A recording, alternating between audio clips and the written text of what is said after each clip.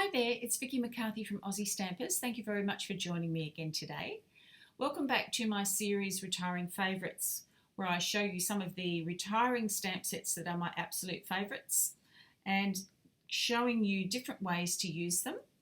So if you don't already have these stamps, you might consider hopping over to my store, aussiestampers.stampinup.net, and checking out the retiring list, because many of the stamps and the accessories over there are discounted right now and are only available for a short time longer and will be gone when the new catalogue comes out on the 1st of June. You may have guessed already which stamp set this is. This is a very well-known stamp set. This is Zoo Babies. And I've made so many projects with this. It's so easy to work with, not just for babies, but for young children as well. So it's a fun stamp set. The technique that I've used here in this stamp set actually showcases what I call embrace the space. And I use this on white cards too, where I leave a lot of white cards showing and just a small amount of interest in the focal image in one section. Here I've embraced the space of black and put 3 circles that are layered onto scallop circles down the sides. Now the product that is retiring as well as Zoo Babies is the scallop circle punches. And I love my circle punches and my scallop circle punches. The circle punches will be staying, but the scallops will be retiring. On this card, I've used Watermelon Wonder, Tempting Turquoise, and Crushed Curry. And that was easy to put together using those circles and scallop circles. So keep your eye out for the scallop circles, they are retiring. This little card is just a simple 3x3, but I'll just show you. I've added some pearls on the top just for a little bit of fun, and stamped on the inside. It's just a very simple single layer card that will fit our 3x3 envelopes. This card here has the Zoo Baby monkey on the front of the baby onesie. Now the framelets in this are not retiring, but obviously the stamp set is. And where it says a gift for baby, I've used this image here and I've used this image here to make this card. This is a special technique that I wanted to show you. I've made 2 cards using this technique. And if you look closely, the onesie on this card is bigger than the onesie on this card.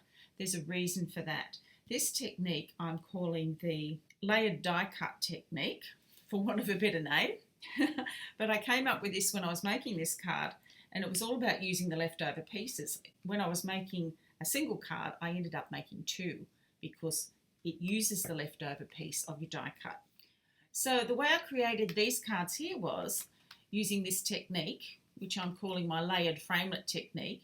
You'll run your framelit through the big shot. When it comes out, you'll pop it out. And you're going to use this as your guide, and then stamp on the inside because the stamp is slightly smaller than the framelit. So this is the way it works. This is the one we'll start with here, and I'll come back and show you how I did this one as well. So all you need to do is bring in your cardstock. You use this as a template, and I've just put a little blue on it so you can see where I'm going there, but you'll see this as I move forward with it. Take some Tempting Turquoise and a sponge dauber.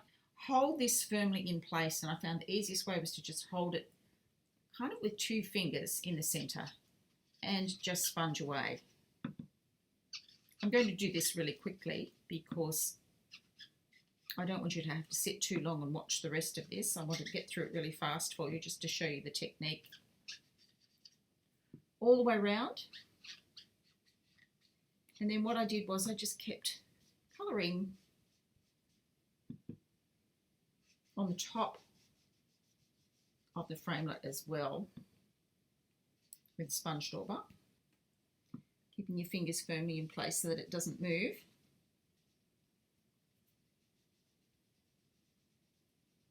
Then when you lift it off,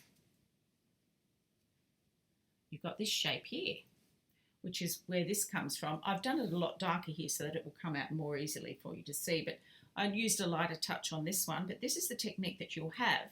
Then all you need to do is stamp your yellow onesie into the centre, and that will give you this card here. What you're left with, I'll just tidy him up a little bit on that side there, Give them a little bit more blue ink down here. There we go. And I sort of took a little bit into the centre and just rubbed it, just put it lightly in the centre, sorry. And then this becomes, if you remember, I took this out of my white cardstock here. Then all you do is puzzle piece this back into the middle and it will fit exactly because this is where it was cut from. Look how well that fits in. And this will give you this card here. And all I've done is stamp "Know What I Love You" in the centre. And then I've cut out a blue heart and I've put some glitter over the top of it. You can see a bit of glitter there.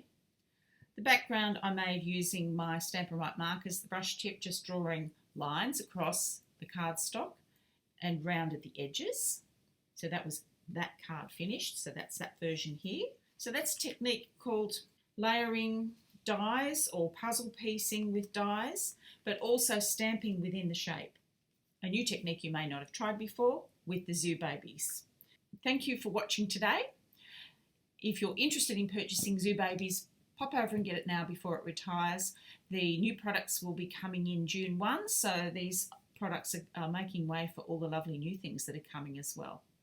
Thanks for joining me in the series, and I'll see you again later. Bye for now.